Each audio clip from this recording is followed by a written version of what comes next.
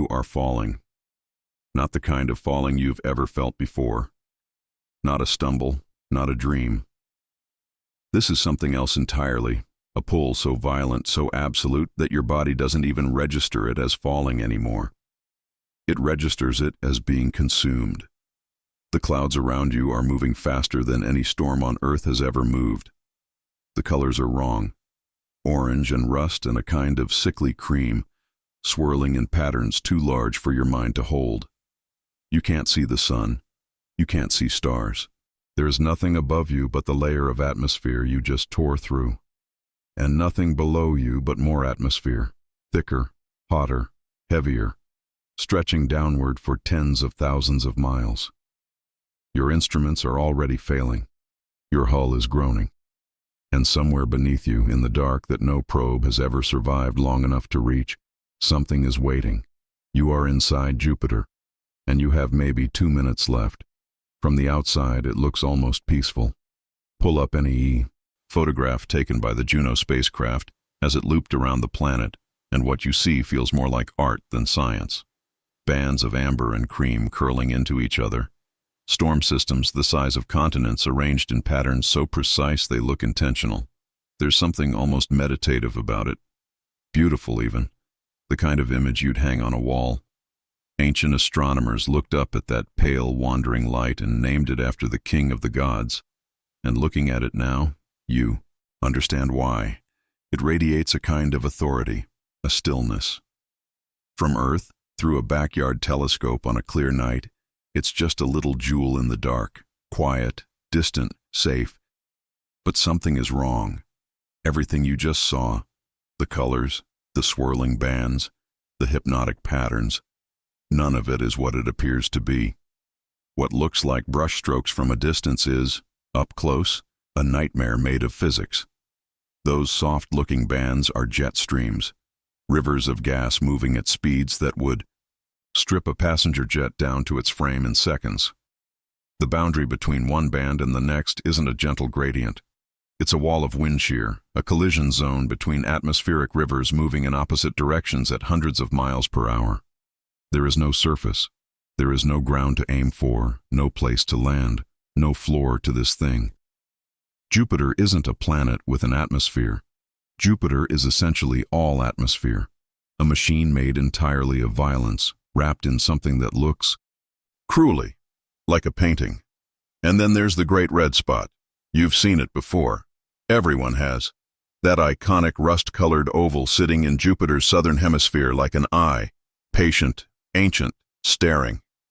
What they don't tell you when you're looking at it in a textbook is that this storm has been raging continuously for at least 350 years.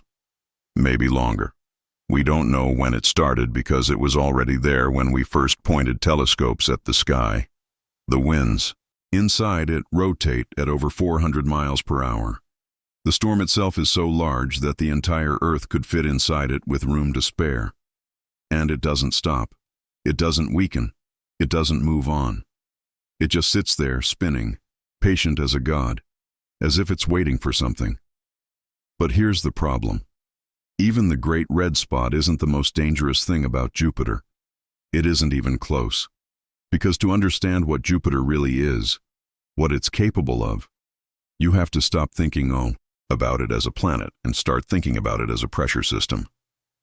The atmosphere alone is a killing machine of extraordinary efficiency. At the cloud tops, where the temperature is already a brutal negative 140 degrees Celsius, the winds are already trying to tear you apart.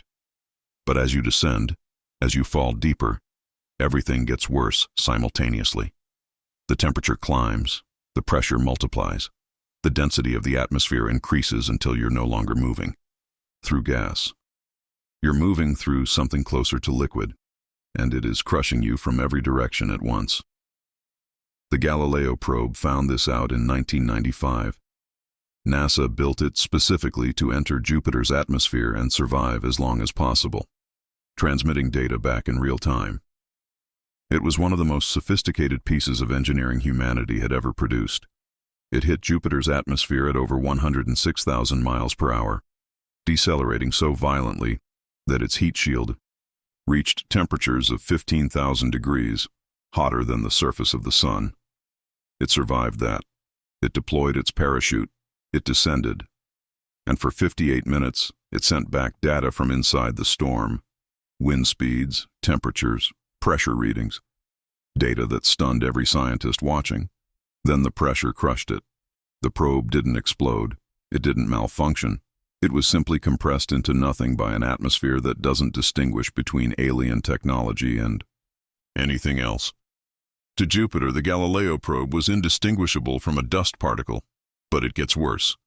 Because deeper inside Jupiter, past the point where any probe has ever reached, past the point where gas becomes liquid, something happens that shouldn't be possible by any standard of human intuition.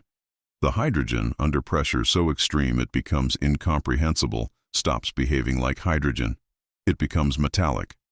Liquid metallic hydrogen, a state of matter that doesn't exist anywhere on Earth, that we can barely recreate in laboratories for fractions of a second.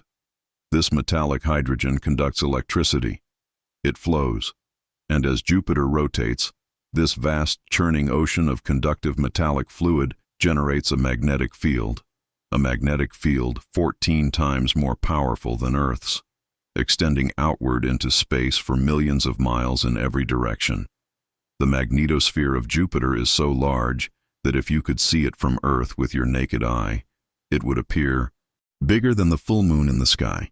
And inside that field, trapped and accelerating, are particles moving at nearly the speed of light.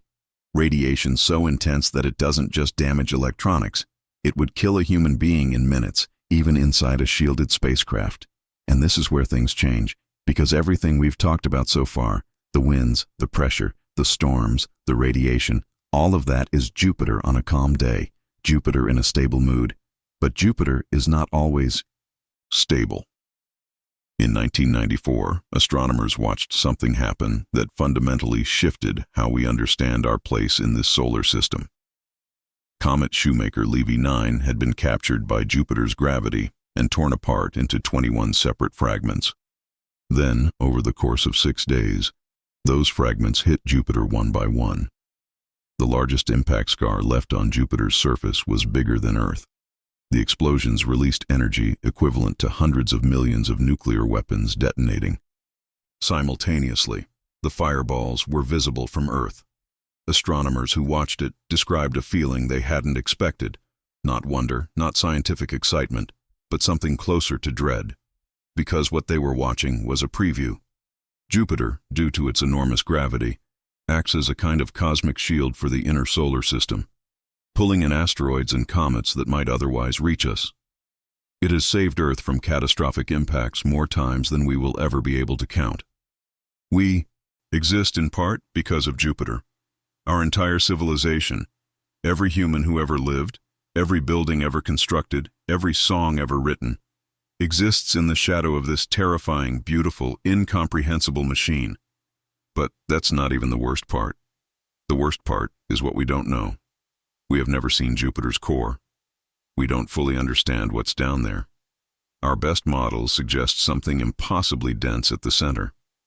A solid or semi-solid core of heavy elements under pressures that physics can barely describe. But recent data from the Juno mission suggested something stranger, that Jupiter's core might not be solid at all. It might be diluted, fuzzy, diffuse. As if something long ago, something massive, hit Jupiter so hard that its core was shattered and partially dissolved into the surrounding layers. An ancient impact so violent it scrambled the interior of the largest planet in our solar system and left a wound that is still, billions of years later, not fully healed. We don't know what hit it. We don't know exactly when.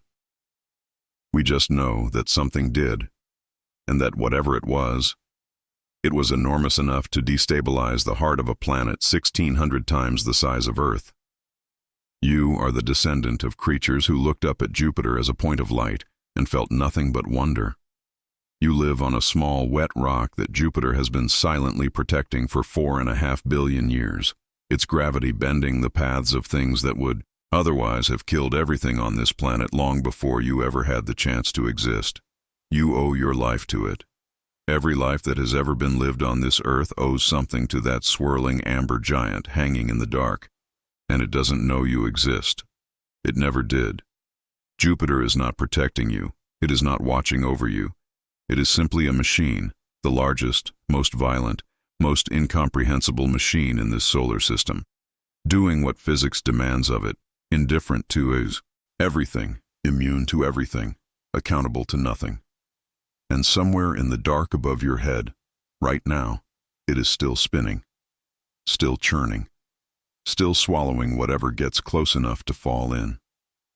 The universe was never built for us. Jupiter is just the clearest reminder.